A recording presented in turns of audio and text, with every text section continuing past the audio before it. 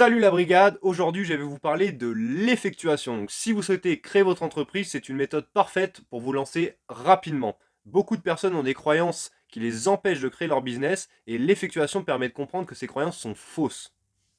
En général, quand on pense entrepreneuriat, on pense avoir une grande idée, faire une étude de marché et créer son entreprise en développant le produit ou le service. Donc cette méthode classique, elle peut évidemment bien fonctionner, mais elle peut aussi être très décourageante tout simplement parce que vous prenez des semaines, voire des mois à réfléchir et penser avant d'agir. Et ce qu'il faut comprendre, et c'est ce que je crois personnellement sincèrement, c'est que l'entrepreneuriat, c'est avant tout de l'action, c'est faire les choses. L'effectuation, elle illustre bien cette idée du faire, c'est parce que ça dit qu'il faut tester rapidement son offre, donc le produit ou le service, avec les moyens dont vous disposez sur le moment, donc le temps, l'argent, le matériel ou les moyens humains, pour la faire évoluer au fur et à mesure. Et donc l'effectuation, ça met en avant 5 mythes et 5 principes que je vais vous exposer maintenant. Mythe numéro 1, les entrepreneurs aiment le risque. Personne n'aime le risque, les entrepreneurs essayent au maximum de limiter ce risque en fixant des pertes acceptables. Donc en fait, il faut se poser la question, si vous prenez un risque, combien et qu'est-ce que vous êtes prêt à perdre réellement en prenant ce risque. Donc évidemment, le risque, il existe, ils savent que ce risque existe et ils essayent de s'adapter au mieux par rapport à chaque situation.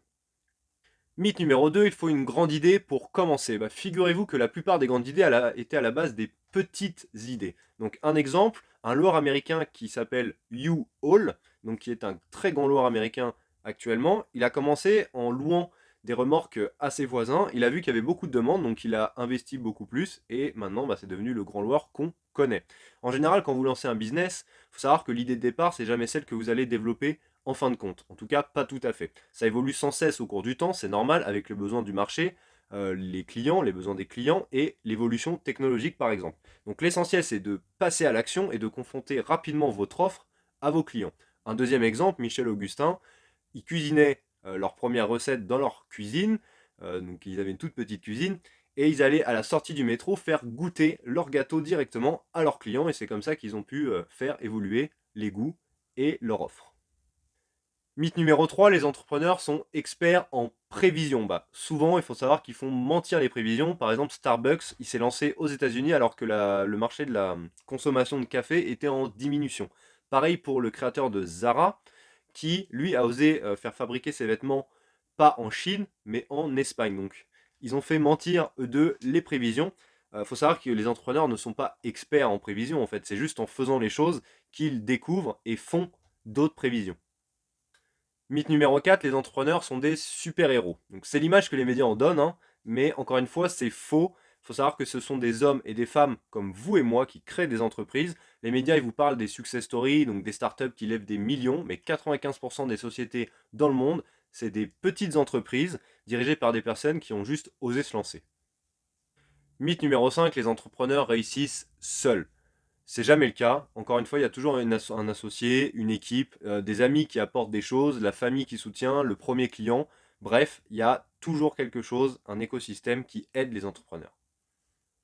Passons aux 5 principes de l'effectuation. Donc le premier principe, c'est un tien vaut mieux que deux, tu l'auras. Donc qu'est-ce que ça veut dire? Au lieu de définir les objectifs pour ensuite décider des moyens que vous allez utiliser pour atteindre ces objectifs, vous regardez les moyens dont vous disposez pour décider de vos objectifs à atteindre.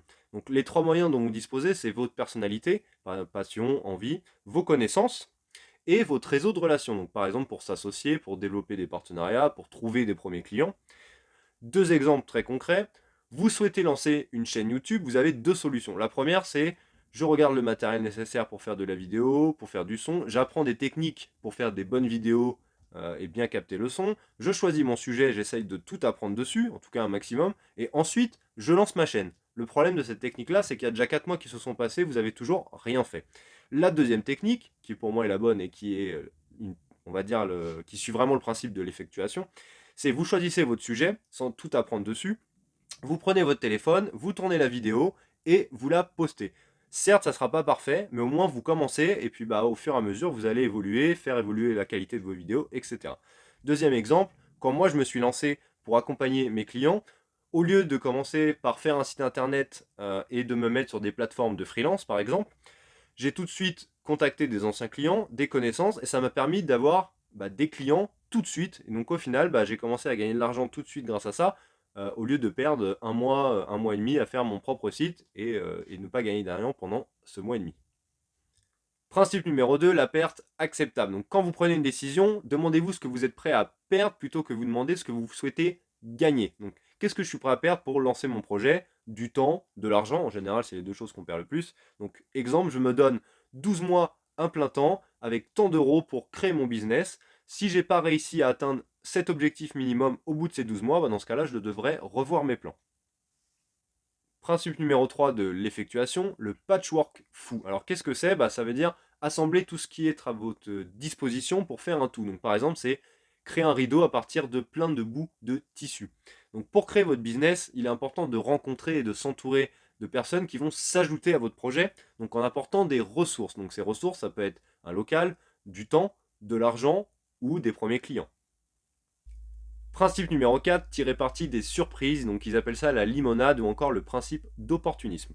Donc si la vie vous donne des citrons, vendez de la limonade. C'est là une phrase qui est dans ce livre. Donc vous aurez forcément des surprises, elles seront bonnes ou mauvaises.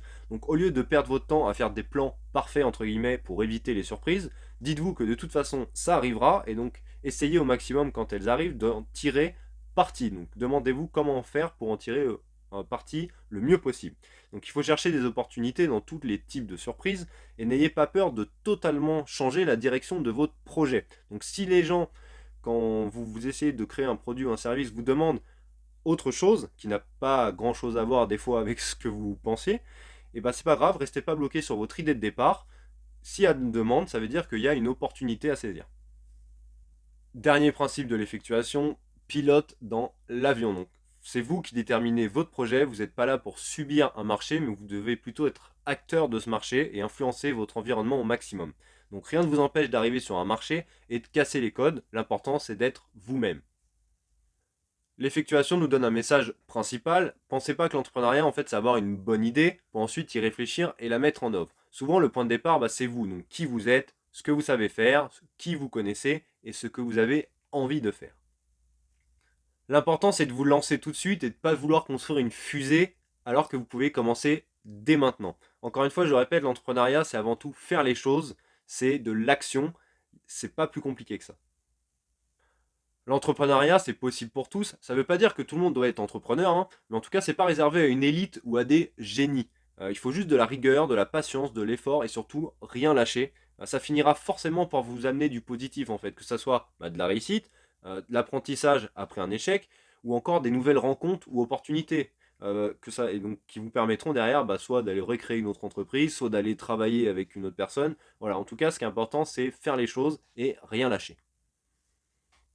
Pour recevoir un résumé au format PDF de cette vidéo, il suffit de vous inscrire sur le lien que je vous donne dans la description. Si vous avez des questions ou si vous voulez échanger avec moi, n'hésitez pas à laisser un commentaire. Et si vous souhaitez un accompagnement sur la création de votre projet ou sur la stratégie digitale, donc stratégie d'acquisition, création de site, vous avez également mon mail dans la description. Et je vous dis à bientôt pour une prochaine vidéo. Salut!